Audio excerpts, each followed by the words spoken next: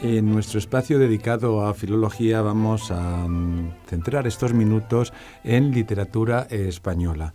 En el estudio me acompañan Ana María Freire, catedrática de Literatura Española en la UNED. ¿Qué tal, Ana María? Un saludo y gracias por venir a esta cita. Pues nada, encantada como siempre de venir a la radio de la UNED. Que siempre acude puntual cuando le llamo. Sí, es que se trabaja muy bien aquí. Muy bien, y como invitada tenemos a Ana Isabel Ballesteros. ¿Qué tal? Un saludo. Hola, buenos días, muchas gracias. Bienvenida a nuestra universidad, a la UNED. Muchas gracias por la invitación y también a la profesora Freire por animarme a venir. Ana Isabel Ballesteros es profesora titular en el CEU, el Centro de Estudios Universitarios San Pablo de Madrid, y es uno de los miembros del proyecto que quiero revelar ahora, porque el origen de este programa es hablar de un proyecto de investigación. Bueno, proyecto no, porque ya es realidad. Yo no sé si se puede decir proyecto.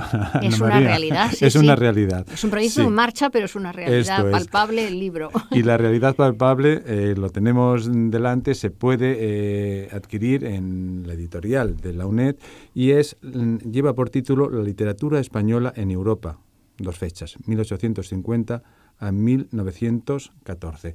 Es un proyecto de investigación extenso e intenso, quiero recalcar, del que la IP, que es nuestra catedrática de la UNED, Ana María Freire.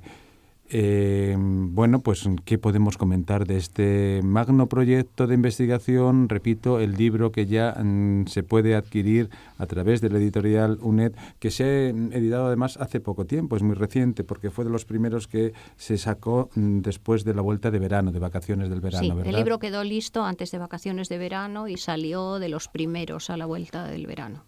Lleva por título, vuelvo a repetir, La literatura española en Europa, 1850-1914. ¿Cómo surgió este proyecto, profesora Freire? ¿Por qué esas fechas? Bueno, quizás vamos a ir por parte porque son muchas cuestiones las que se podría decir, pero ¿en qué consiste este proyecto? Lo primero.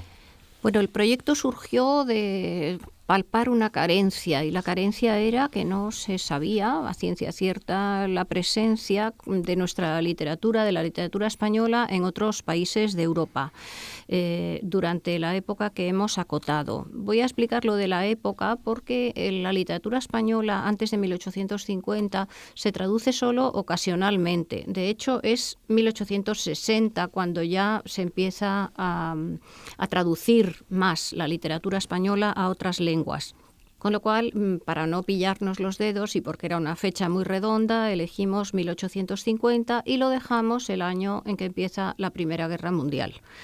Nuestra idea es continuar, de hecho pretendemos tener una segunda parte de este proyecto que está financiado por el Ministerio de Economía y Competitividad, y hemos solicitado una segunda parte que abarcaría desde 1915 hasta 1975, que también son 2 fechas muy redondas, y 75 además cambia todo el modo de relacionarnos con el extranjero, la política cultural española. En el 76 se crea el Ministerio de Cultura, pues ya cambia todo, ya es otra política editorial y las cosas son distintas.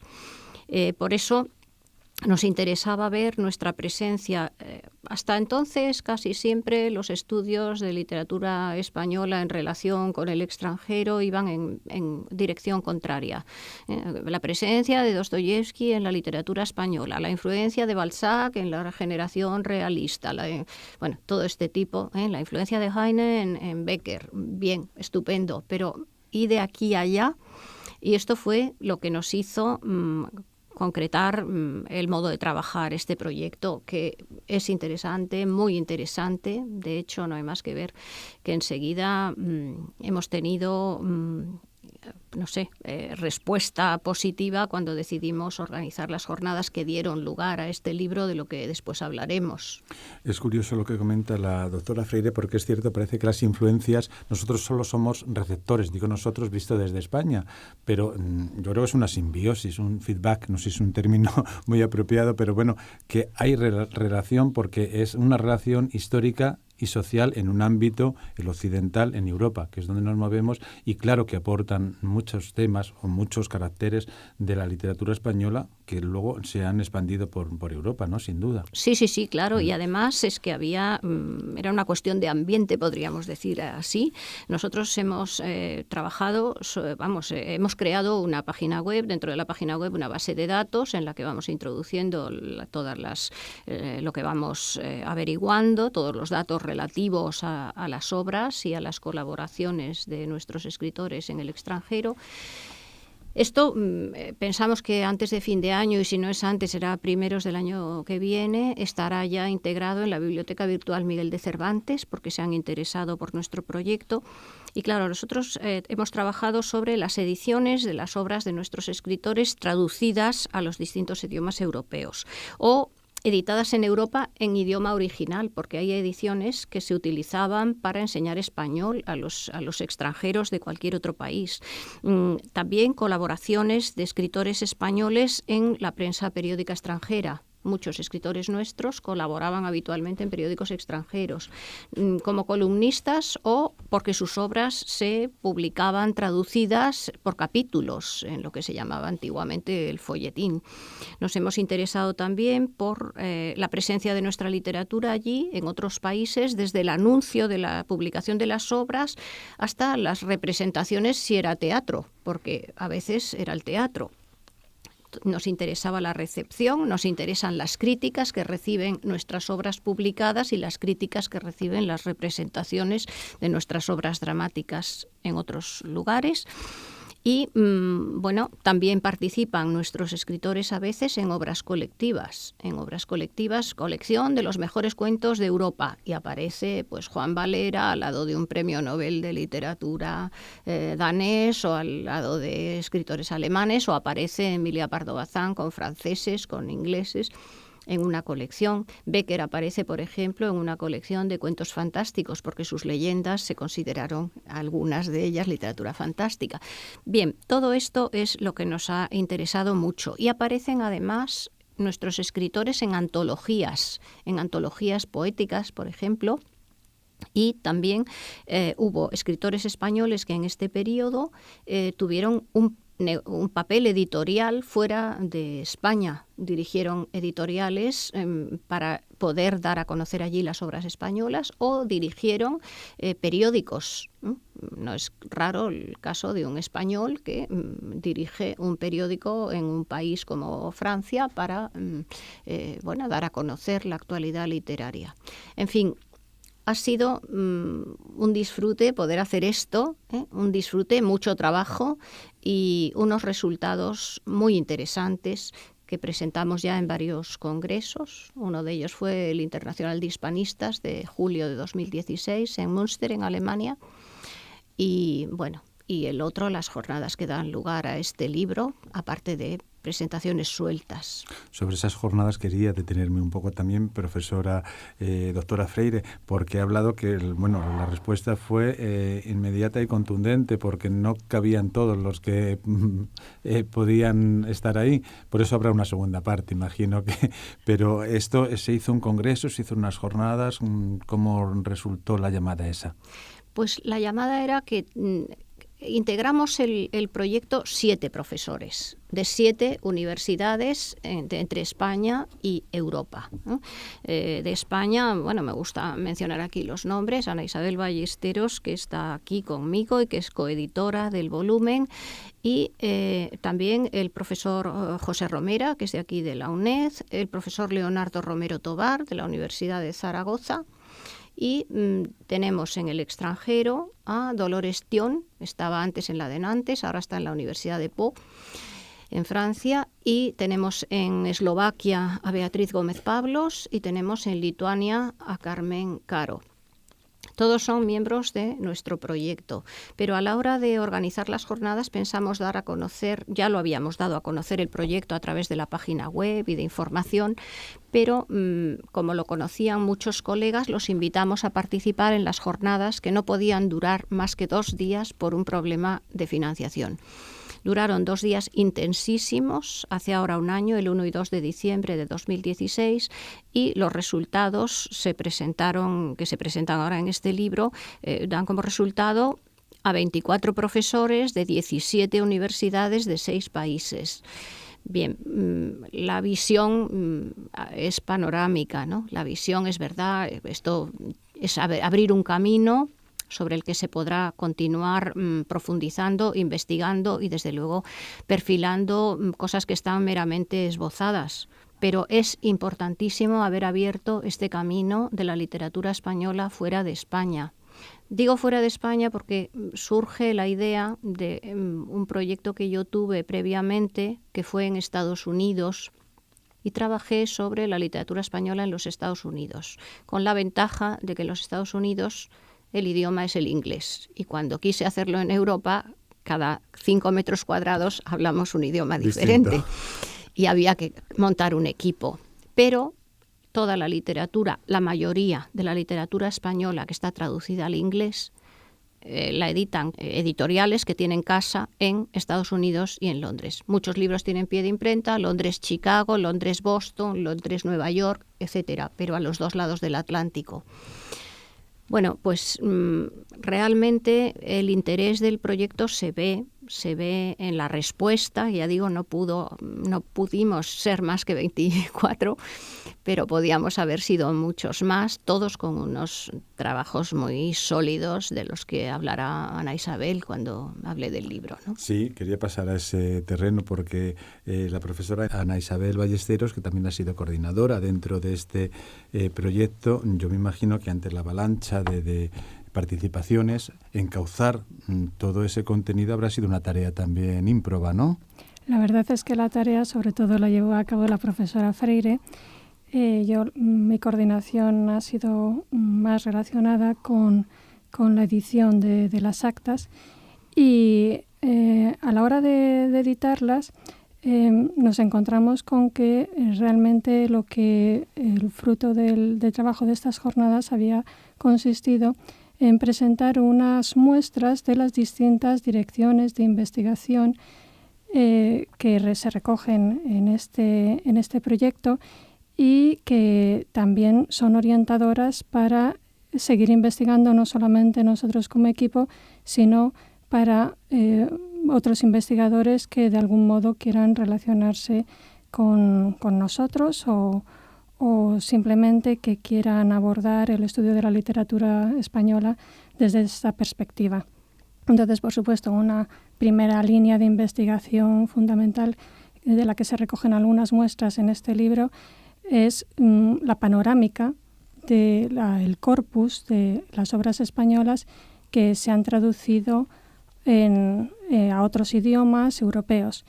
Entonces, de esas muestras tenemos 3 capítulos concretos, uno dedicado a la literatura española en Portugal, que fue el trabajo que presentó la profesora Freire en estas jornadas, otro, la literatura española en Alemania, las traducciones, en general una panorámica de las traducciones al alemán en este periodo de tiempo, 1850-1914, que lo llevó a cabo otra profesora del equipo, Beatriz Gómez Pablos, y una panorámica de las traducciones hechas al italiano, que fue el capítulo hecho por mí.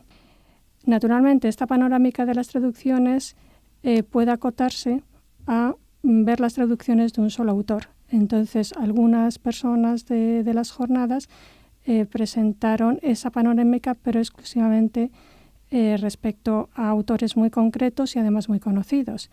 Fue el caso de las traducciones de Juan Valera, trabajo que realizó el profesor Romero Tobar, y las traducciones de obras de Palacio Valdés, que fue un trabajo que hizo la profesora Ángeles Ayala.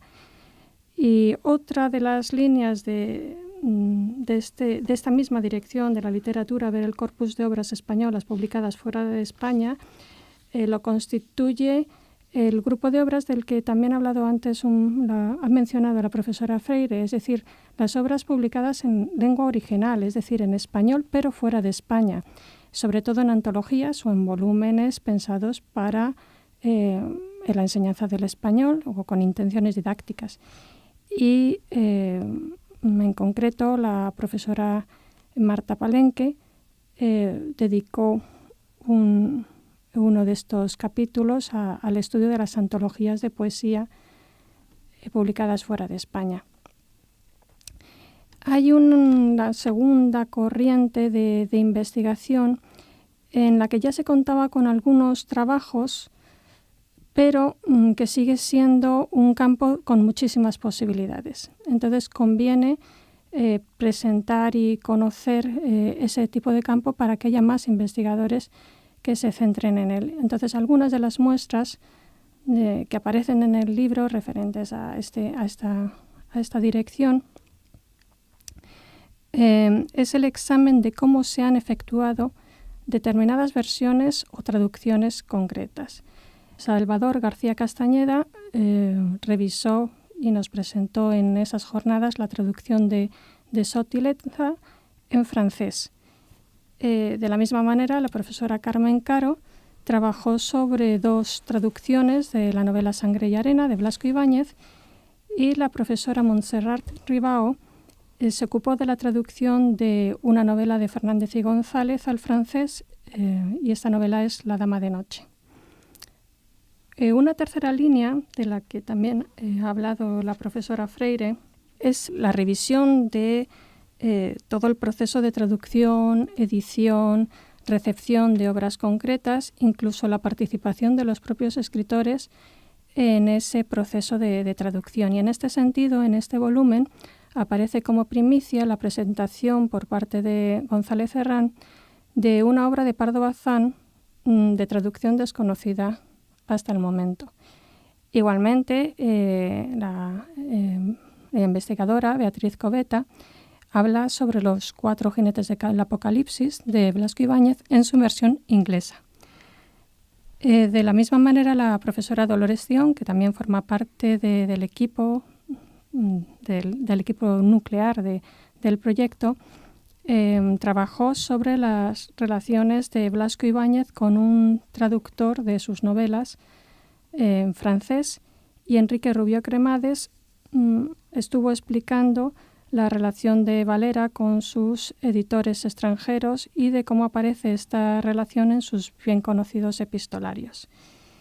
En cuanto a la línea de investigación que la profesora Freire ha presentado respecto al examen de los estudios realizados por los hispanistas de la época, tenemos 2 muestras en este volumen, que son los trabajos en torno a Boris de Tannenberg, del que se ha ocupado el profesor Santiago Díaz Laje, y también el estudio sobre la figura de Fitzmaurice Kelly, del que se ocupa el profesor Ferricol.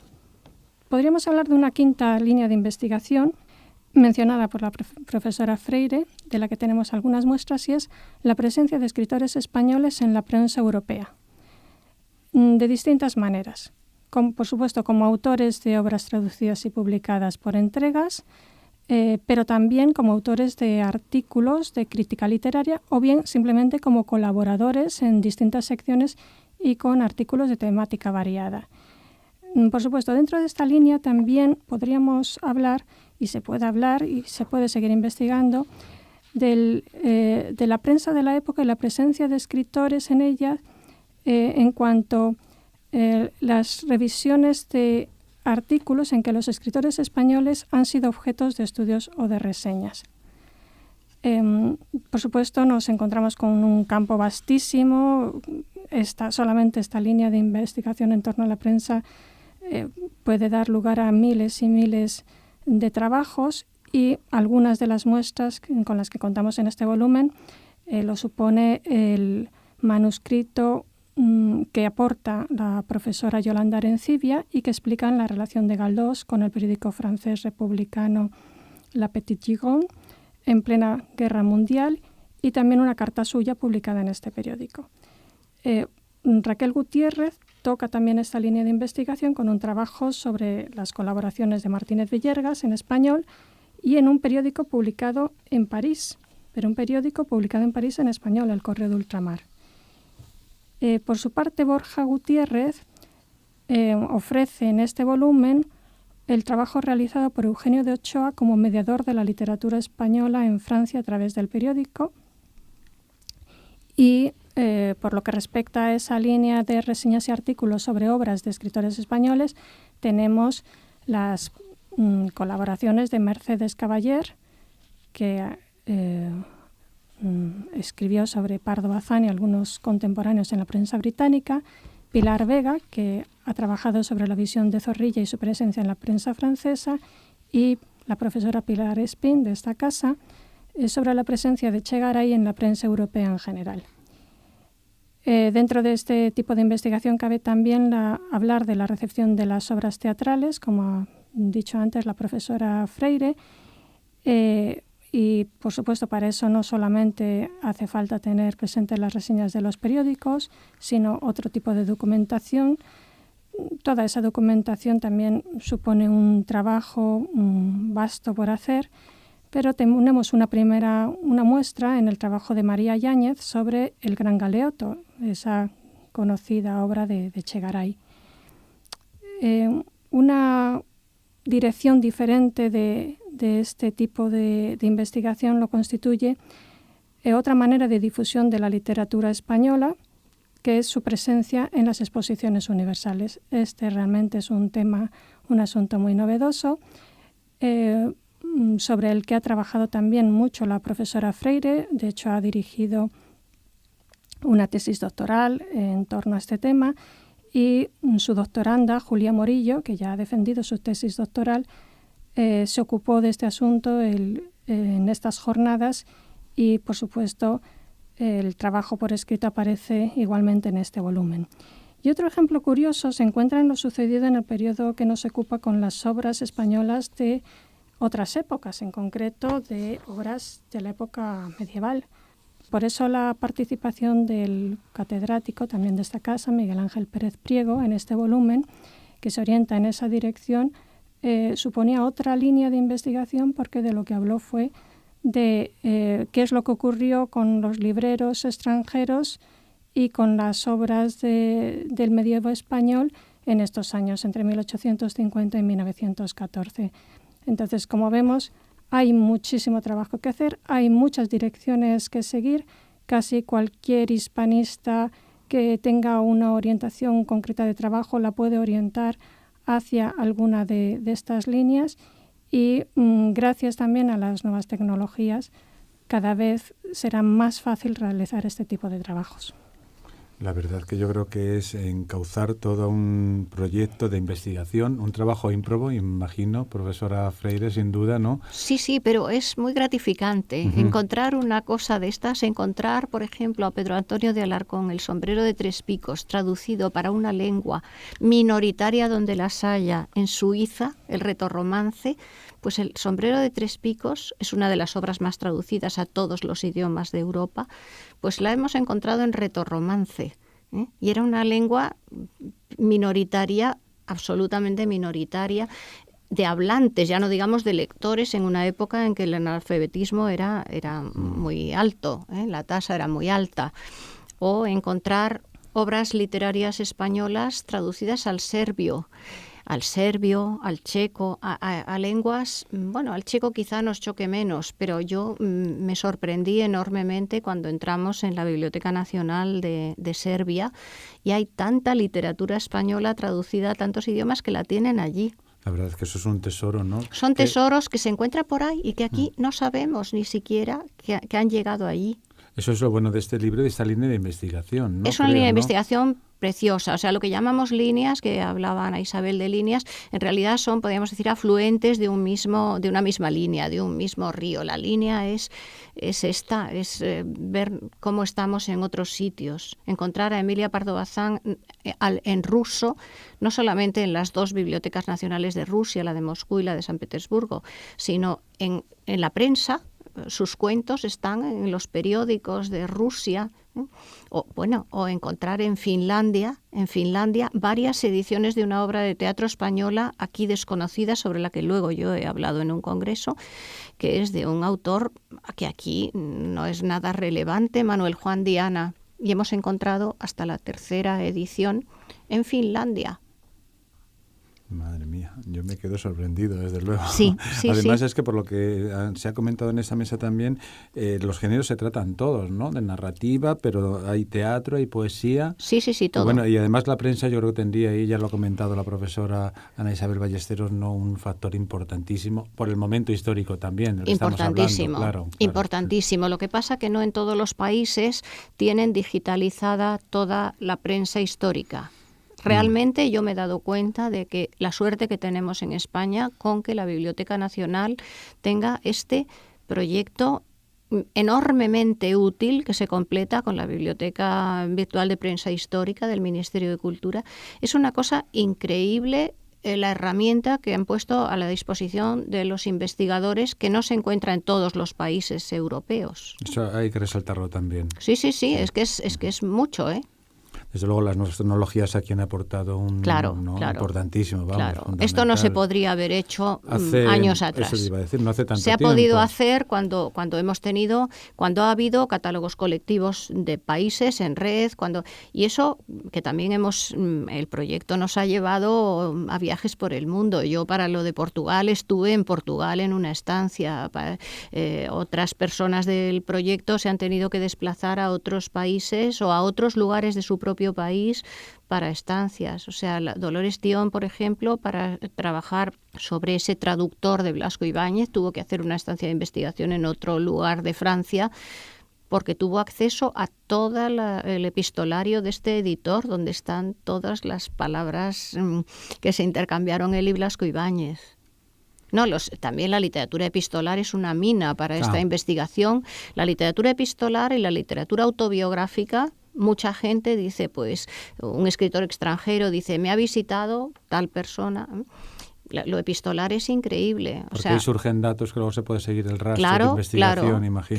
Claro. O sea, Emilia Pardo Bazán se escribe con Teófilo Braga, que luego fue presidente de la República Portuguesa, pero se escriben como escritores y ahí están las cartas, se conservan. Hay muchas cosas que se conservan y que son utilísimas. Desde luego para la labor de investigadoras como son la profesora Ana María Freire y la profesora Ana Isabel Ballesteros, imagino que habrá sido un disfrute que no está colmado, porque esto va a traer más investigación, más congresos y más libros, ¿verdad? Sí. Queremos una segunda parte, desde luego esperamos que nos concedan lo que hemos solicitado, ¿no? La segunda parte de esta investigación, de este proyecto, porque esto, claro, sin financiación es imposible dedicarse. Hombre, yo creo que con esta labor, vamos, cae por su propio peso, ¿no? Bueno, a ver si piensan lo mismo quienes tengan que evaluar la solicitud.